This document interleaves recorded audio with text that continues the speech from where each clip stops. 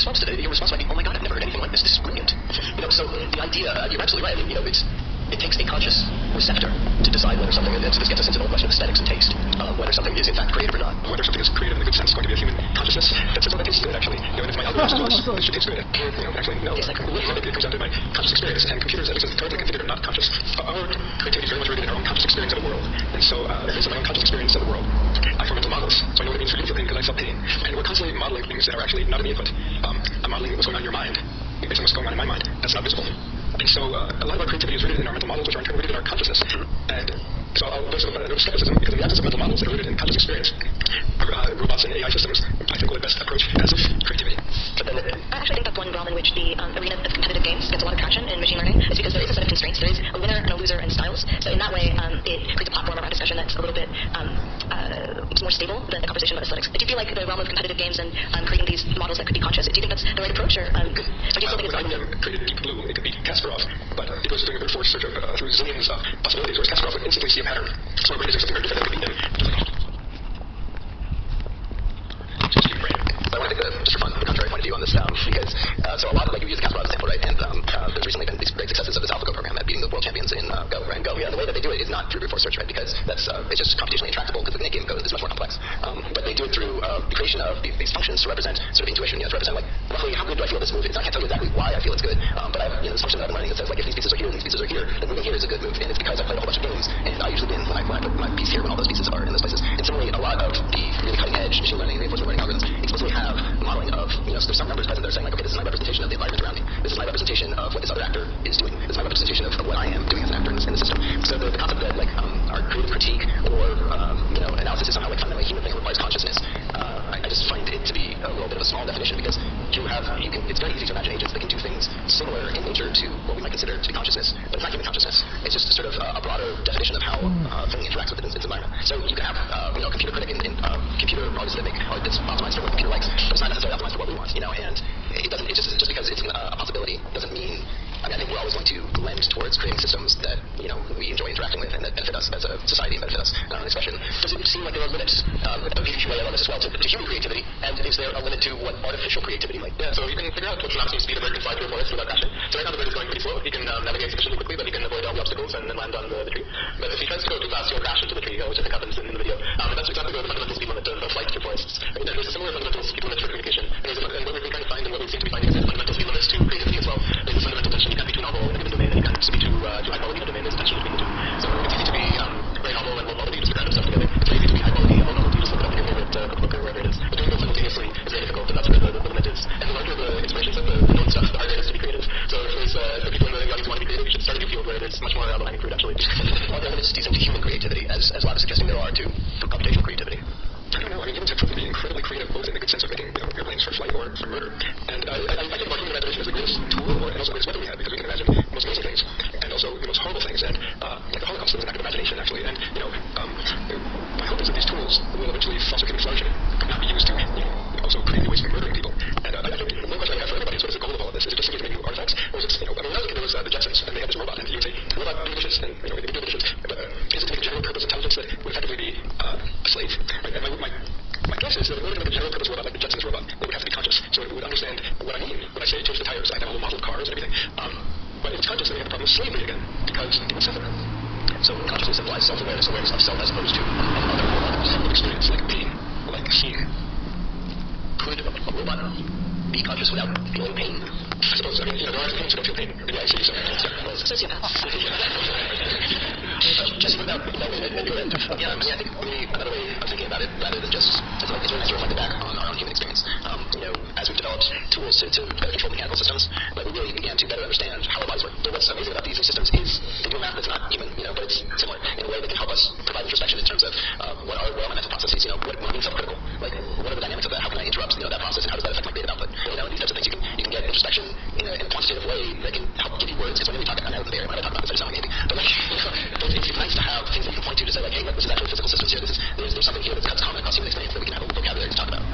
To that point too, it's important to ask why we're having this conversation now. And I think part of that can flip that script a little bit. It's reading all this data that's being collected. Mental models help us understand the sort of complexity and the scale of our own behavior as a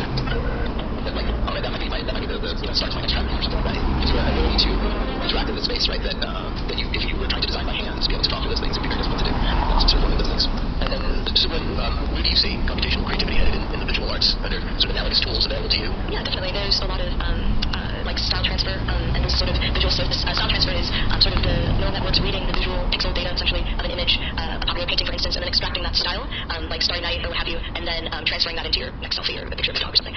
So there's yeah, it's a good point. And so I think there's that as a very common approach to using these systems in visual arts now. What I get really excited about is ways in which we can create new forms of collaboration through visual arts as performative arts. Where it's just, I mean, we only see the sausage, we don't see the grinding, but it seems like with what you're doing, you want us to see some of the process. Very much so. I think for me, the creative process is much more important than the outcome, and that's what drawing is a collaboration. That's why it is drawing and not dance or not. I think music performance is a little bit more ambiguous, but actually being able to explore the drawn mark in a way that isn't representational could be a reflection of consciousness or sort of exploratory intentionality. And doing that alongside I hesitate to say artificial intelligence, but machine learning system approaches an understanding of, or at least could create a data set that could help us approach an understanding of what the sort of exploratory creative process is. Well, Jesse, the music throughout history really has had a kind of ambivalent reaction to new technologies. Oh my God, digital music, all the musicians we put out of work. Oh my God, pianos, all the harpsichordists we put out of work. and yet we still have real musicians, we still have harpsichordists. So, the idea that there's a whole new generation of creative artists is kind of a new idea. It seems like it has analogies to things that have gone before, right? In some ways it's a very old idea. That's why I was going, this is kind of just part of a long co-evolution that's existed between technology and music in this case. I think it really just takes a generation that really owns it, that they don't feel attached particularly to the thing that came before, because they weren't alive when that was really happening, so why should they feel attached to it? And some are traditional, some might play jazz, right? But I also like pushing it in new directions, and so I think that will always happen. There'll always be people that find strength in the continuity of learning that harpsichord from the 1600s, and those types of things. You mentioned the word ownership. It gets us to something I said before that I want to come back to, and that is agency. So you helped create, your team helps to create this entity that comes up with new fashion ideas, new food recipes, new metal alloys. Who owns that? So the current understanding of U.S. trademark and copyright law is there has to be a human inventor to claim ownership. Machines don't have property rights, at least currently. And so that's the difficulty. It creates this incentive for people to pretend like they're very fundamentally involved in the creative process. But it also raises the natural question, how should we think about property rights in this area? And it's actually important because who will fund the computational creativity research if you can't actually patent using those tools, essentially? So there's a backwards flow of incentives, essentially. So the next thing with pencils is they're considered research tools, so it's not the inventor of the pencil that gets property rights on things that are invented using pencils. But when you do invent using a pencil, you can claim property rights on that. And similarly, we need some incentives, perhaps a revision of this understanding to encourage development of new computational creativity technologies. So I think also the wisdom in handling these tools, because any tool can be twitched, or a hammer can use it to murder somebody or build a house. Even an atom bomb can deflect an asteroid, right? But these tools are so powerful that they can kind of take on a life of their own. And that is, I think, an example of that in everybody's pocket, right? These cell phones are amazing, all the information available in the universe, for instance, Wikipedia right there. But it becomes very distracting, and many people, I was looking across another green, and the sky is on fire with a red sunset, and everybody, I heard people doing this. And I always wanted to say, people, look at it, but I didn't encourage it. And I noted that, in my mind that 30 years ago, walking across that dark green, I would see 10 people holding hands, and I would see that hardly anymore. And these devices meant to foster human connectivity even news undermined it, because people are more distracted, less attentive, fewer instead of talking to people, like when I was a kid. And AI is very powerful, but it runs the same risk. We have to own it, we have to become agentic ourselves and make sure it serves our ends, creative or otherwise, and that we don't become slaves to it.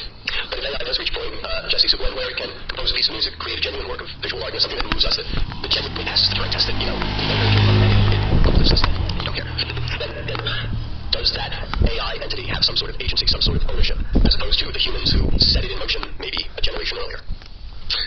I mean, I went to really deep some territory now. It's all good stuff. I think, grounding in what you're saying about cell phones and stuff, it's really fun to think about these scenarios where you start thinking about personification and, constant evolution stuff. But the fact of the matter is, for the technology to ever reach that point, we'll have gone through so many transformative, things in our society. They're like the low-hanging fruit in that will change everything. And so I always think, there's lots of groups like Google, OpenAI, DeepMind that are really focused on more the short-term things of how does this affect our society here and now? And if we ever reach that point, we'll only want to do that if we figure out all the stuff that comes before it, because otherwise, it just won't happen. But can I add that in order to get to that point, we'll have to have deep mental models of what it means to be a human being. We'll get to what we have experienced as being human beings. So, for example, that scene in the news where Jean Valjean has been in prison for 19 years and he hates the system, he's angry, and he stays with his priest who steals the silverware priest, and the police catch him and bring him in, and then the priest, an active true Christian race system, released him.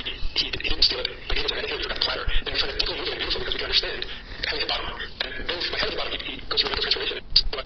A new kind of person. That can only be understood by us because we have the human experience.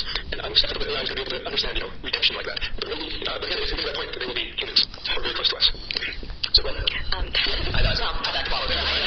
think part of how we even categorize what makes us human is how we create our own narratives. Like you explained, this profoundly human moment through the narrative of Liz. I think right now we're in the process of creating narratives around machine learning. We're calling it artificial intelligence. We're calling it design intelligence. This is definitely an interesting precursor to that question of agency. We form our own through creating narratives, and now we're able to co-create narratives with these machines. So I think that's sort of the path forward. Well, and the arc of human history has been to acknowledge agency for more and more people. Agency was for many generations restricted to a certain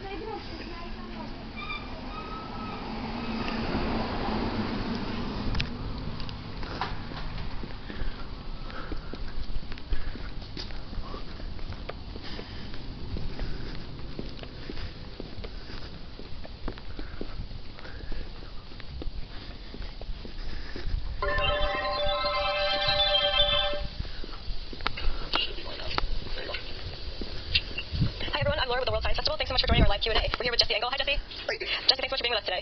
It's my pleasure. Can you tell our viewers a little bit about what you do and where you work, what your research is?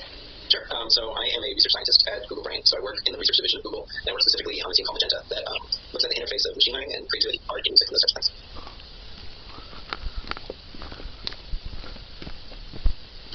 That's good. Yeah, I find this question interesting because actually not too long ago I was a beginner in AI as well. I have a PhD in material science. Actually, I worked on solar cells back in the day, but I've always been doing music on the side, looking for ways to incorporate my love of music and art with technology. And so there's just so many resources out there right now in terms of just online courses and different PowerPoints and these types of things from classes are all out there. I think I used Coursera when I was getting started, but I know there's a whole lot on that's sort of a crash course in machine learning. It's really nice. Has a nice tutorial walkthrough using TensorFlow and those types of things. But I think one of the interesting things is like regardless of whatever you do to use the basics of machine learning, what I found really helpful is having a problem that you find personally very interesting, so that you can take a lot of machine learning is based on its data science, so it's a lot based on the data trees. So if you have a problem where the data is really interesting to you, like for me it was about music and sound and these types of things, it really helps encourage you to sort of make everything intuitive and have a problem that you can solve.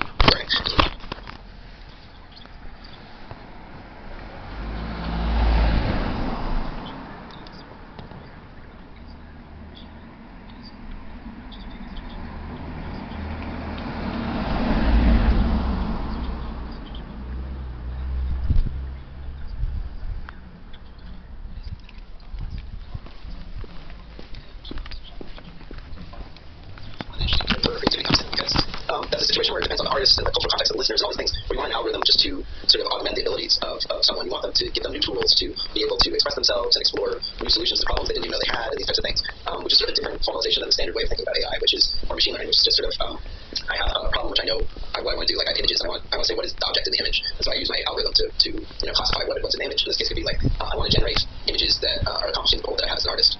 What does that mean? That means something very dependent on the individual. So that's sort of where we see ourselves, is where research is really focused on how does that question inform then the types of algorithms that we're interested in looking at.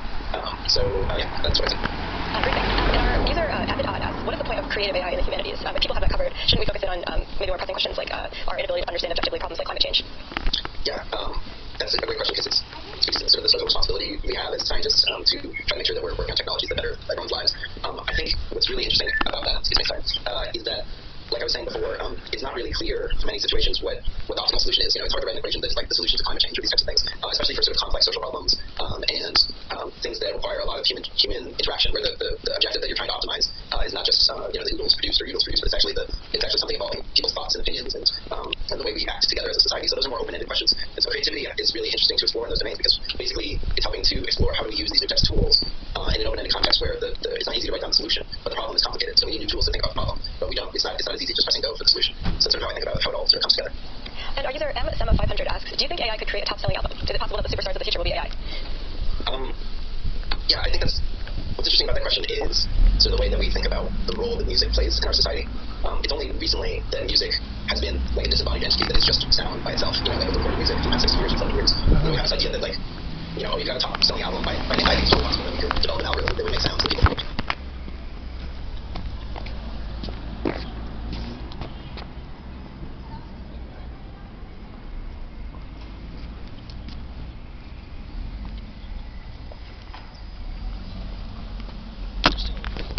something based on the way that they set up the whole system. They're tuning the sounds, they're doing all these things. So there's always this bias that someone's putting in, and there's this larger social context which music exists in. The context of the performer and the audience, and the human-to-human interaction that's mediated by music. And so I think it's totally possible that there will be commercial applications for algorithmically generated music. So far, algorithmically generated music has been more experimental, and people weren't so willing to pay money for it. But I think sort of also just on the complete flip side, that's not really the approach we're taking Magenta, because we're sort of more focused on how do these tools create new opportunities for people to express themselves and create new types of opportunities for that type of interaction where you can identify, here's this person that made this music, and I'm listening to the music, and this is what they're expressing to me, but they're expressing it with this new set of tools, with this new, with all these new technologies. So I sort of see it as more as just this continuation along the line of technology and music. And I know a lot of you guys have seen the talk that this Q&A is related to. I really like that metaphor of how music and technology has always been intertwined, and that our oldest music technology actually outstrips some of our oldest, many of our other technologies, like stuff talking about pottery, like the way that the flute is alluded to, because the earliest one flutes have that ancient history. So I sort of see this as part of that, sort of continuation. That's a really helpful way to think about it. So our next question comes from our viewer Media Chris, who asks, how do you teach an algorithm? Yeah, so we use the word teach, but there's really no, it's just a metaphor, right? There's really no teaching involved. Another way we can think of it is searching, that you can imagine writing an algorithm that you give it, let's say, it needs to find the best solution. You get 100 choices. You can try all 100 choices, and you give it a metric to say, evaluate whether or not this is good. And so you can try all 100 choices, and it's like, this one is good. So we're doing sort of an expanded version of that, where the definition of what is good depends on the data that we presented. So we might say, do a good job of coming up with a set of rules that describes this data. But these rules are not hard-coded rules like if this, then that. They're more soft rules. So they're like, if you've seen these 10 notes in the past, like then give me a probability where the next note will be this note or that note, and then I'll choose from that probability to actually generate the next sound. So how we actually train the algorithms, we collect a whole bunch of data that is the type of data that we're interested in modeling. So it might be a specific type of music or a specific type of melodies or drums or something like that. And then we use software that Google has open source called TensorFlow that basically sets up a whole possible set of computations to connect to make that prediction. Given these notes, what's the next note that I'll predict? And then the algorithm searches through the whole space of all the possible functions that can map to the sequence that finds the best solution that I can find. And the analogy is, you can imagine it's sort of like a slope or something where if a good solution is one that's really low down. And what we have the way we do the search is sort of equivalent to doing a little simulation of physics where we just sort of make the solution traverse down the hill to find the basin of the most likely, the best solution of how fast the other goes. And we'll more details about how we do that using it's basically we set up a possible set of functions and we find the best function to map the things. So there's a lot of human choices there. The choices of the data that we use, what's motivated controls in there that the humans make into control, and how we set up the space of possible functions that we can search through, and how we set it up so it actually searches for that. And then we let the search and just work really well so that between the parameters, trying out between the parameters, trying out. So that's my job. That's what we do a lot. Something funny job. So are you Eric WS? What are your favorite bands? So for me, I come out of improvisation music actually. So I know all these things that we run for the application to electronic music and stuff, but I'm a jazz guitarist and a rock guitarist, improvisation music. So I really like jam bands like Fish and other things like that. Actually, one of the coworkers of Adam, his cousin, is actually the drummer for Fish, so we get to go to concerts together and sort of have that commonality, which is fun. But the people in the jazz are really like a broad range of music. We have some people that are like classically trained organ players, and some that are just singer-songwriter, people that don't music, and just people that don't do music at all, and just enjoy machine learning and creativity. Great. And are you there, Michael Novak asks, do you know Alan Holdsworth? I know of, but I do not know personally in my experiences. I've been very fortunate to get to know a lot of fantastic musicians, but not him.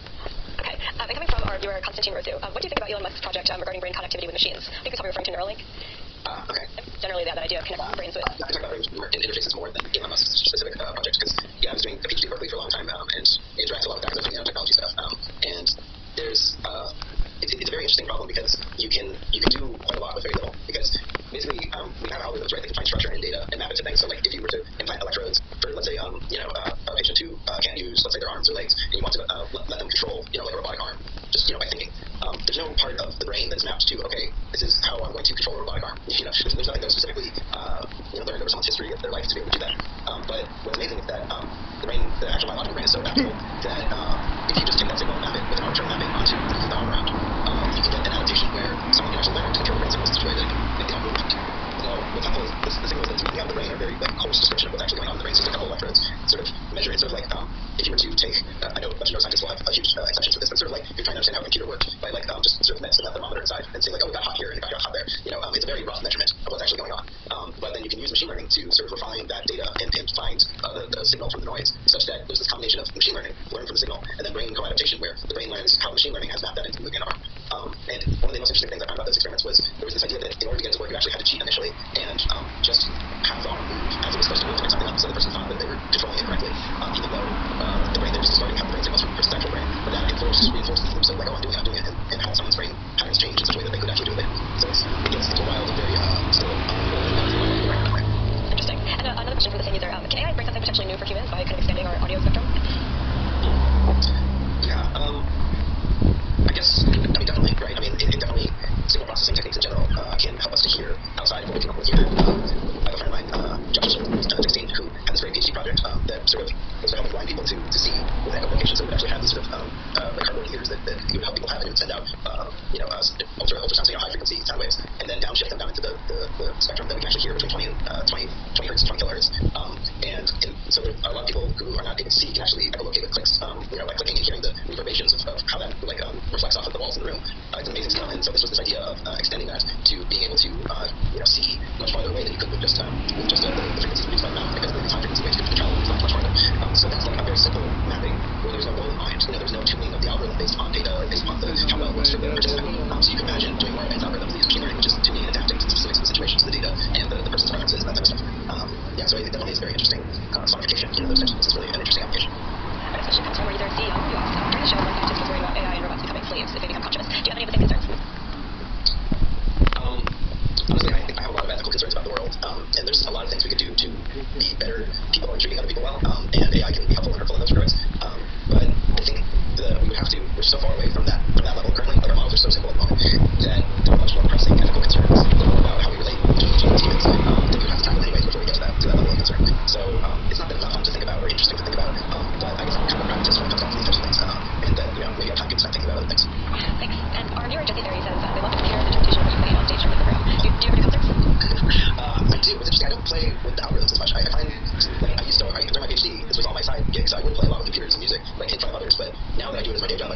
just kind of want to pick up an acoustic guitar and get back to very visceral, very sort of humanistic things where I don't have access to checking my email or anything like that. But hopefully, part of the Judge Project is really great to ask for musicians to use with live and production and all that stuff. And I think we have a lot of cool projects underway that should really help to popularize the technologies and make it a lot easier for lots of people to use this stuff. So hopefully, you'll hear some music sometime out in the distant future that you likely become someone who chooses for learning tools. That's going to be a lot of fun. Our viewer Laws asks, do you think that arts created with augmented intelligence might cross the limit of comprehensibility for human brains? In other words, will it be a only next level or beyond us? Yeah, that's the sort of other direction in terms of interpretation of music and art. Like, I've definitely done a lot of experimental music and like avant-garde and all that stuff where you're sort of pushing a lot outside of a lot of the standard norms of like what we call art, and then it's expression of this art, with stuff, forms and all these types of things. And I think definitely computers have the ability to go there. And even right now, there's a lot of art that people are making where they're like personifying, the internal algorithm of a computer or something like that. That's in a way that is sort of unique and sort of almost incomprehensible. Like, there's ways of creating a lot of structure within sound that don't really have a lot of meaning to a human. That sort of sound like white noise, but there's still quite a lot of structure there. So I think the question, it definitely will be able to make lots of interesting new things. But I guess the question is, why are you doing it? Are you doing it just because you can do it, or are you doing it because you're trying to express something either for yourself in the process of making it and getting something out of that, or are you doing it because you're trying to express something to other people? And either something about the context in which you make the music or the performance of the music itself. And so it's sort of that postmodern question of like, you have to be, just because you have the tools to do something doesn't mean that other people will appreciate it, and it comes for you will appreciate it either. So it has to have meaning brought by the people to the art, I think, in my opinion. Our next question comes from Alexander, who asks, what world-changing invention would you like to see 5 years down the road as a result of AI research? Wow, that is a good one. I would really like to see, there's an explosion of data and things that you can do computation on, and I would like to see better tools for helping people to understand the sort of space of thought that exists among people. Because a bunch of people have so many evidence of things, and just making it easier for people to actually understand where each other are coming from and communicate that clearly and see the way that their thoughts are contextualized in terms of the thoughts of others. And I think a lot of what we get right now is just sort of a mirage of a whole bunch of different opinions and thoughts and these types of things, but it's hard to connect to the human elements. And so yeah, sort of humanizing the internet in that type of way is something that I think having interpretable analysis of data and structuring of all this data that we're all producing as a society could maybe be helpful with. Great, and this is going to be our last question for the session. It comes from user M70500, who asks, do you enjoy jamming with AI as much as you enjoy jamming with other musicians? No. Frankly, there's so many more levels of, I enjoy it in a different way, but it's a little bit more introspective. I don't worry about the feelings of the algorithm as I'm playing with it, and there's not this sort of social context in which I'm doing within, and there's sort of not this responsiveness that you would get from other people. And so that's not to say that that's going to be the same for everyone, and that's always the case, but I find pushing waves together is a unique way of communicating that sort of speaks a lot more than words can do, and it's a unique way to share your humanness with everyone around you, and I encourage everyone to do as much as possible if they can. Well, thanks, Jesse. That's a great note to end on. I really appreciate you joining us today. Yeah, thanks, Elizabeth. Great, and thank you to all our viewers for joining us. We really appreciate all of your questions. And come back in 2 weeks, we'll be talking about human regeneration and whether we can live forever. All right, thanks, Jesse. Have a great evening. You too.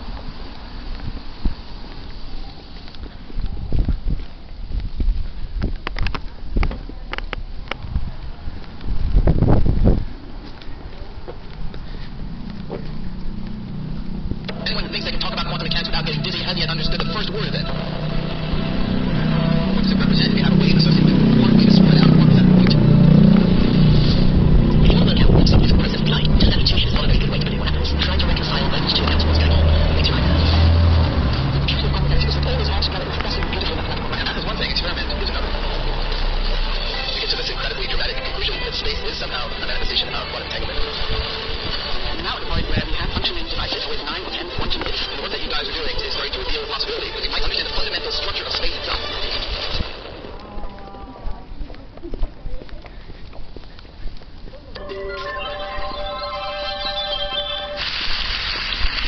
Good to see all of you. You see a quote up there by Niels Bohr, one of the founding figures of quantum mechanics. Anyone who thinks they can talk about quantum mechanics without getting dizzy hasn't yet understood the first word of it. Now, why would that be? What did Niels Bohr mean by that? Well, basically he meant that we all have a good intuition for classical physics, right? And by that I mean, if I was to take any little object, right, give it a cat some knights, the one-handed cat right there goes a little bit further back, and we go 2 for 2. But no, we're still 1 for 2.